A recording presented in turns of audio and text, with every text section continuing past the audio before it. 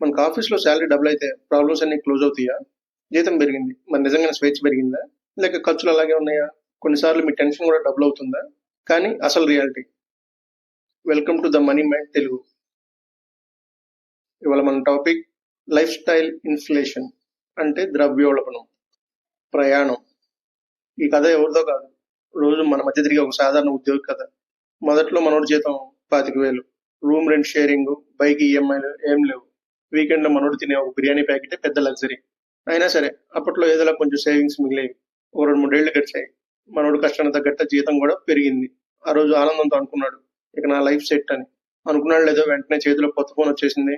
ఉండే ఇల్లు కాస్త మంచి అపార్ట్మెంట్కి మారింది. కారు కోసం ఈఎంఐ స్టార్ట్ అయింది. వంట చేసే ఓపిక లేక రోజు స్విగ్గీలో పెట్టుకుని తింటాం కూడా స్టార్ట్ చేశాడు.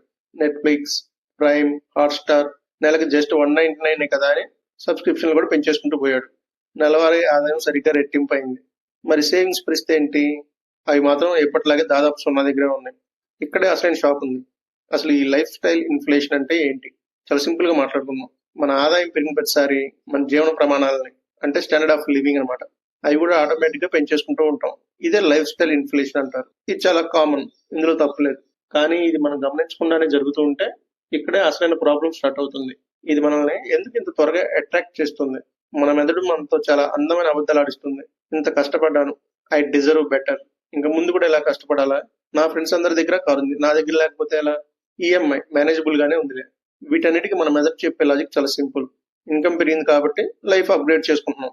ఇందులో ఎలాంటి తప్పు లేదు. కొత్త ఫోన్ చేతికి వచ్చినప్పుడు వచ్చిన ఆ ఆనందం, మన ఫస్ట్ కార్ డ్రైవింగ్ సీట్ లో కూర్చున్నప్పుడు కలిగే కిక్కు, మన కొత్త అపార్ట్మెంట్ లుక్, ఇవన్నీ ఒక తాత్కాలిక హైని మాత్రమే ఇస్తాయి. కానీ ఇవి తెచ్చిపెట్టే శాశ్వతమైన బాధ్యతల్ని మనం ఎర్లీ స్టేజ్ లో గుర్తించలేము. మనం ఎక్కువగా విస్మరించే నిజాలు. మన ఉత్సాహం చాలా తాత్కాలికం, కానీ ఖర్చులు మాత్రం శాశ్వతం. ప్రతి నెల కట్టాల్సిన ఫిక్స్డ్ కమిట్మెంట్లు విపరీతంగా ఉంటాయి మనకి. ఇలా లైఫ్ స్టైల్ ఇన్ఫ్లేషన్ వల్ల మన చేతిలోంచి మనకే తెలియకుండా ఫ్లెక్సిబిలిటీ పూర్తిగా తగ్గిపోతుంది.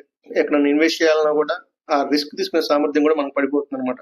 ఇక్కడ మనం గమనించాల్సిన ఒక పాయింట్ ఉంది. లైఫ్ స్టైల్ ఇన్ఫ్లేషన్ ఒకేసారి రాదు, అది చాలా సైలెంట్ గా వస్తుంది.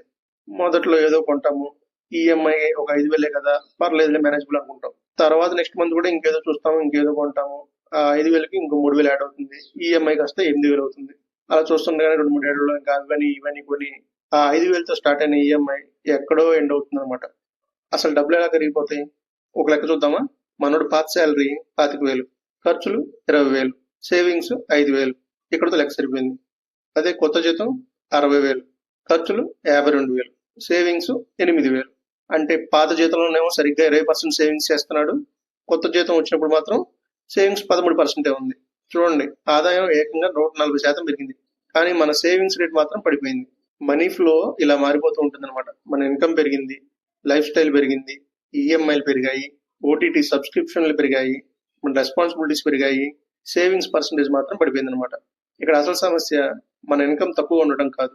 సమస్య అంతా ఆ డబ్బును ఏ పర్సంటేజ్ లో కేటాయిస్తున్నాం అనే దాంట్లోనే ఉంటుందన్నమాట. అసలు సమస్య ఎక్కడ ఉంది? ఈ లైఫ్ స్టైల్ ఇన్ఫ్లేషన్ అంటే రిచ్ గా బతకడం అసలే కాదు. లైఫ్ స్టైల్ ఇన్ఫ్లేషన్ అంటే మన భవిష్యత్ స్వేచ్ఛను ఈఎంఐలకి తాకట్టు పెట్టకుండా ఉండటం. ఇప్పుడు మనల్ని మనం ఒక ప్రశ్న వేసుకున్నాం. మనం సంపాదిస్తున్న అదనపు ఆదాయంలో ఎక్కువ భాగం మన భవిష్యత్తు కోసం సేవ్ చేస్తున్నామా లేదా, లేక టెంపరీ ఆనందాల కోసం ఖర్చు పెడుతున్నామా? ఈ లైఫ్ స్టైల్ ఇన్ఫ్లేషన్ ఉండకూడదని ఎవరు అంటారు. కష్టపడి సంపాదించింది ఆనందంగా ఉండటానికే కదా. కానీ దానికంటూ ఒక పద్ధతి ఉండాలి. ఈసారి జీతం పెరిగినప్పుడు టక్కున లైఫ్ స్టైల్ మార్చకుండా కొంత మొత్తాన్ని నేరుగా సేవింగ్స్ చేయండి. ఒక ఎగ్జాంపుల్, మీకు హైక్ 20,000 వచ్చింది అనుకోండి.